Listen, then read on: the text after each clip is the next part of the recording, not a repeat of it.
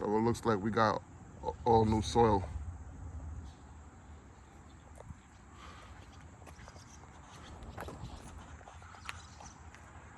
You getting the in-ground sprinkler set up on the side.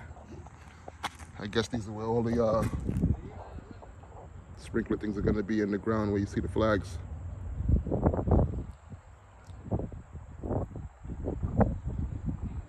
Got them all over the yard. Especially all the way in the back. Probably got a bunch of those back there. You see those? I think it's a couple of different zones.